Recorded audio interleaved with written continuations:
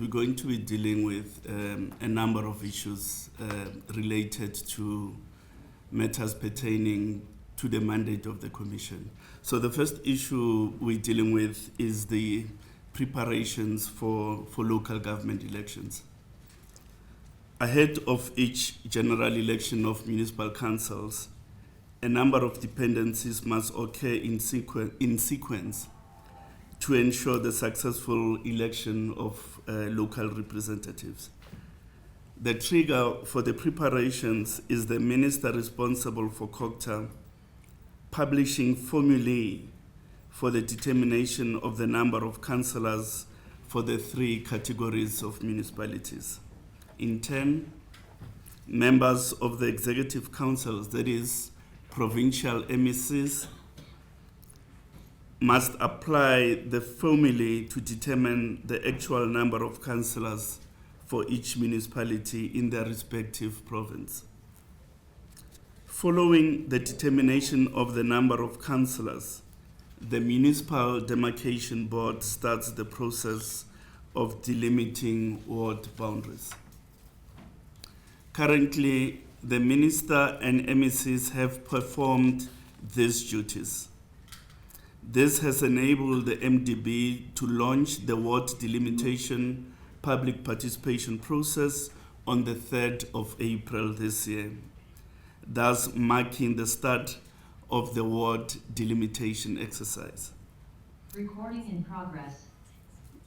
That process will culminate with the MDB handing over to the Commission the final ward boundaries at the end of October this year. Those wards represent the political boundaries within which the next general elections of municipal councils will be contested. In a corresponding election in 2021, there were 4,600 wards across the country. On receipt of the ward boundaries from the Municipal Demarcation Board, the Commission will in turn undertake an assessment to ensure that the boundaries of its network of voting districts are aligned to the wards. In instances where, as a result of the demarcation of wards, voting districts no longer accord to the wards, the Electoral Commission will undertake projects to communicate and re-register the affected voters to ensure that they are registered in wards of ordinary residents. On its part, the Commission has begun preparations for the next general elections of municipal councils, informed by, among others, the following considerations. 1, in terms of the legal scheme, the term of a municipal council subsists for a period of 5 years. 2, an election must be held within 90 days of the end of the term. 3, the end of the term is calculated from the day following the date of the last general election. The elections of the current municipal councils, therefore, the elections of the current municipal councils were held on the 1st of November 2021. Therefore, on that reckoning, the elections must be held between 2nd November 2026 and 30 January 2027. The authority to set a date and call an election is within the statutory remit of the Minister of COGTA. In this regard, preliminary consultations between the Commission and the Minister have commenced. Now we turn to the subject of electronic voting. In March 2025, the Commission hosted an international conference on the feasibility of electronic voting in South Africa. At the conference, the Commission launched a discussion document to start a national conversation on the use of technology in elections. The discussion document assessed, amongst others, the following: reasons for considering the introduction of e-voting in South Africa, the relevant constitutional principles, policy, and legal framework that must precede the introduction of electronic voting, available electronic voting options, their underlying technologies, and cost implications, relative benefits and challenges of a diverse options bearing in mind the South African context, attitudes and concerns of the public and key stakeholders regarding e-voting, opinions and preferences of marginalized groups, including persons with disabilities and rural communities, experiences of jurisdictions that have successfully implemented e-voting and those that have stopped using e-voting. The key lessons from this conference are as follows. Public trust is key in the successful adoption of e-voting. It is thus exceedingly important that the process is both accessible and inclusive. Successful e-voting systems require robust, reliable technological infrastructure, including secure servers, stable power sources, and reliable internet connectivity. Implementation of e-voting must help the country transcend some of its institutionalized challenges. For example, the digital divide, low levels of internet penetration in certain social settings, illiteracy, and accessibility for persons with disabilities. E-voting must enhance the efficiency of electoral administration. It must enhance transparency in election and trust in electoral outcomes, as well as improved voter convenience. E-voting must contribute to increased participation by certain voting demographics. But in and of itself, e-voting will not impact turnout of persons who have opted out of the electoral process. In other words, persons who do not see the value in voting will not vote just because there is a new voting platform. A thorough analysis of the total cost associated with e-voting must be undertaken. It must not be accepted as fact that e-voting would reduce the cost of administering elections. So, armed with the conference lessons, the Commission is rolling out a six-month engagement period to receive views from stakeholders, voters, and interest groups. The submissions will enhance and inform the final policy document on e-voting. So, in this regard, the 6 months period will conclude at the end of September, and followed by a period of review of the public submissions and then drafting of the final policy for consideration in Parliament and through the executive. It is important to know that the Commission has not yet made a decision on the use of e-voting, and certainly this is not contemplated for use in next year's municipal elections.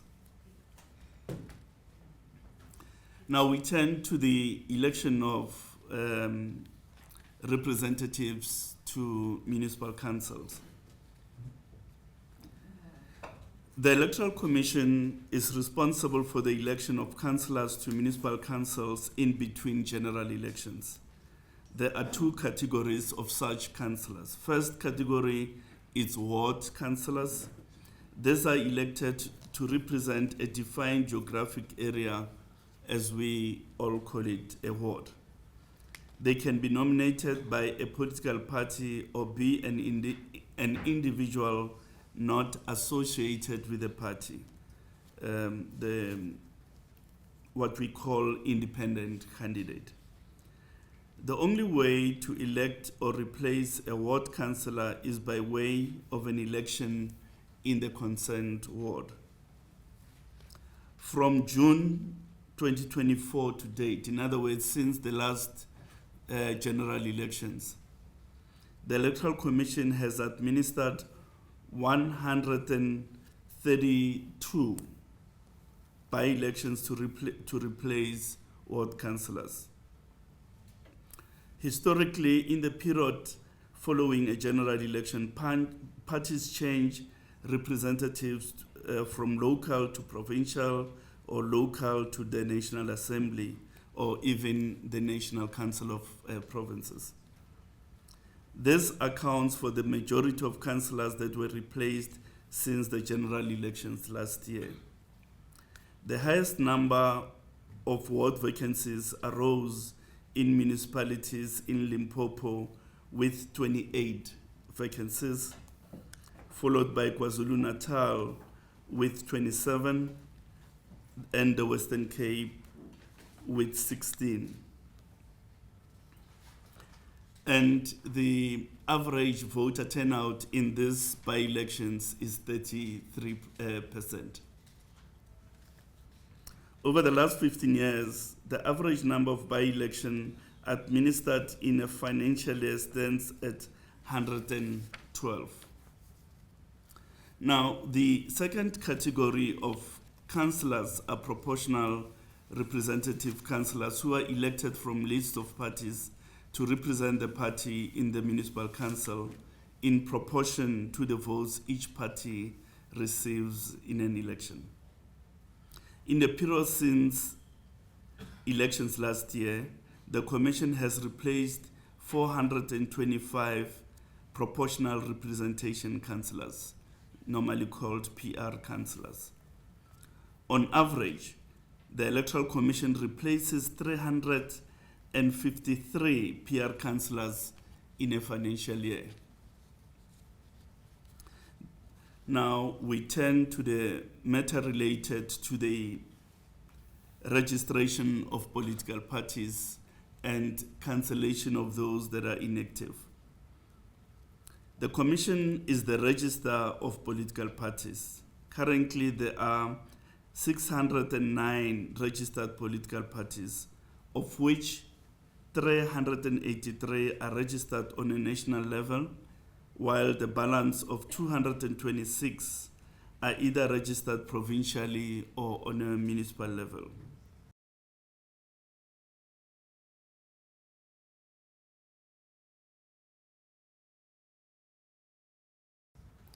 Registration as a party confers certain benefits. Among those is that the Commission is obliged to protect the registered names, logos, and abbreviated names of registered parties. On 17 February this year, the Commission, acting in terms of Section 17 of the Electoral Commission Act, gave notice in writing to 192 political parties of its intention to cancel the registration of those parties. There are certain obligations imposed on registered parties. Included in those is that a party that is not represented in either a municipal council, provincial legislature, or National Assembly must indicate to the Commission of its continued existence. This prescribed indication must be received before the end of January each year. Following the expiry of the date for the 192 parties to make representation, the Electoral Commission provides an update as follows. 136 parties have made representations to preserve their status as registered parties. 3 political parties have requested the Commission to cancel their registration. 53 political parties did not respond to the invitation to make representations. Once the Commission has made the decision in respect of all those parties, the register of parties will be updated. The cancellation of the registration of inactive parties is necessary to ensure that only active parties remain on the register. The cancellation of inactive parties will also free the usage of names, abbreviated names, logos, and color schemes of aspirant parties. During the last national and provincial elections in 2024, only 70 or 16% of the 449 parties registered nationally and provincial actually contested the elections. Of the 70 parties that contested, only 20 received enough votes to gain representation. Now we turn to the schools democracy program and our tertiary institution program. As we reflect on the strength of our electoral democracy, the Commission continues with its effort to engage South Africa's youth in electoral processes, ensuring that young persons understand their power and responsibility as voters. According to Statistics South Africa, from 1996 to 2022, the total youth population in South Africa rose from 14.7 million to 21.6 million, which translates to an increase of just under 7 million. Young persons in the age cohort 18 to 34 thus constitute a third of the total population of the Republic. Concerning, however, is that the rate of registration by this demographic has not kept pace with their growth. As at 22 April this year, the total number of registered voters stood at 27.6 million. Young persons in the age category 18 to 35 account for 28% or 7.9 million of the total registered population. Of the approximately 9,473 councillors elected in the general elections in 2021, only 1,421 or 15% were persons younger than 35 years. Similarly, only 93 out of the 889 representatives elected following last year's general elections were young persons. In recognition of the youthful character of the country's population, the Commission persists with civic education drives targeting young learners and students across the country. The drill will focus on all university campuses and 180 technical and vocational training colleges, as well as private colleges nationwide. This ensuring that young persons are not only informed but also actively participate in electoral processes. Additionally, the Commission is deploying campus-based registration ambassadors to assist students at the various tertiary institutions to register and update their registration details. This is crucial for ensuring that students are correctly registered and can vote at the correct voting station in future elections.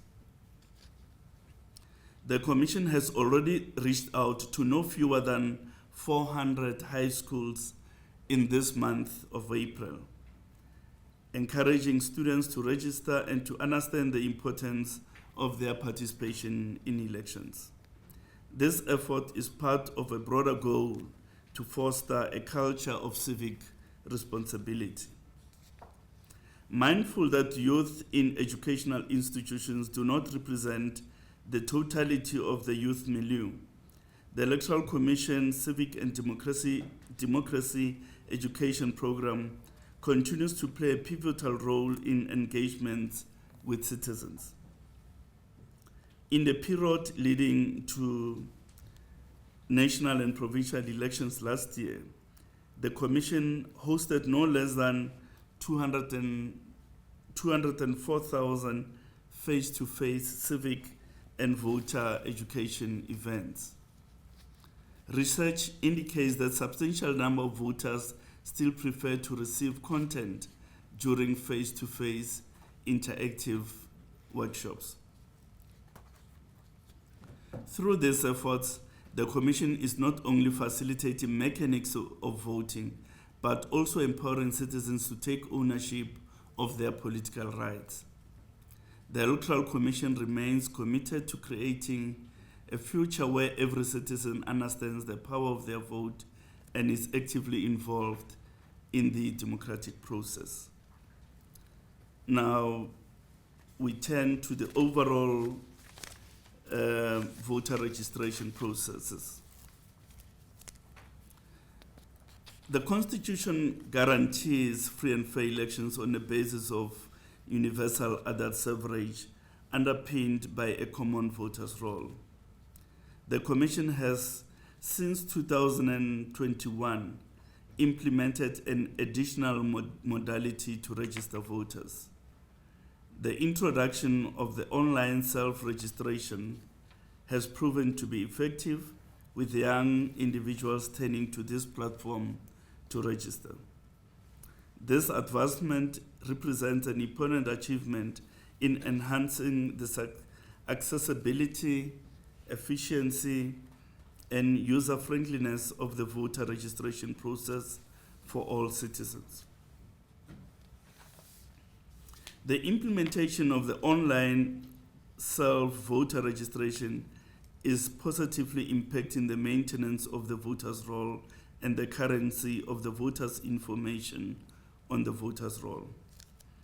Since June last year, the Electoral Commission has interacted with 408,000 voters across its voter registration platforms. 258,000 of these were persons who were registering as voters for the first time, and the majority of whom were young persons. We take this opportunity to urge all eligible South Africans to use this modality to register, and those who are already registered to check and, if necessary, update their registration details to ensure that they continue to shape the affairs of their communities by participating in by-elections in wards where they are ordinarily resident. Now we turn to party funding matters. As we all know, the 2024 elections did not yield any representation of independent candidates. In consequence, only political parties are represented in the national and provincial legislatures. These parties will be allocated a total of 355 million from the national fiscus for the current financial year. This amount will be distributed among the 20 represented parties over 4 quarters of the current financial year. In each quarter, the Electoral Commission will receive and distribute an estimated 83 million among the 20 parties in terms of a prescribed formula of 90% proportional and 10% equitable allocation. The Commission has finalized its 2023-2024 Political Representatives Fund Annual Report. The report is currently being audited by the Auditor General, and the audit outcomes will give an assessment of how the Commission has discharged its responsibilities in the management of the Political Funding Act. The annual report will also contain extracts of audited financial statements of the different political parties, including 15 that were represented prior to the 2024 national and provincial elections. The fourth quarter donations disclosure report of political parties will be issued during this month, during May 2025. This report will cover the period 1 January to 31st March 2025. Little fundraising and donation activity was observable during the past 2 quarters. Fewer political parties declared donations above the 100,000 threshold compared to the period in the lead up to the national elections last year. Now, after 4 years of implementing the Political Funding Act, the Electoral Commission will host the first ever symposium on political funding in South Africa. The symposium will be held under the theme Sustaining Multi-Party Democracy Through Enhancing Political Funding Regulation. The symposium will traverse topics such as the influence of money in politics, transparency in funding, accountability, and the desirability of reforms to strengthen the regulatory framework. The symposium will draw participants from a variety of sectors covering politics, academia, legislative bodies, the executive, non-governmental, non-profit organizations, the media, and targeted international as well as business organizations. This symposium will take place in Durban from 18 and 19 June. As we approach Freedom Day, and on the occasion of the 31st anniversary of South Africa's first democratic elections on 27 April, the Commission joins the nation in celebrating this moment of democratic breakthrough. The day does not only mark a break with our past, it also memorializes the beginning of our nation's journey towards a democratic society. For its part in strengthening constitutional democracy, the Commission will endeavor to ensure the delivery of credible, free and fair elections. We wish to thank you.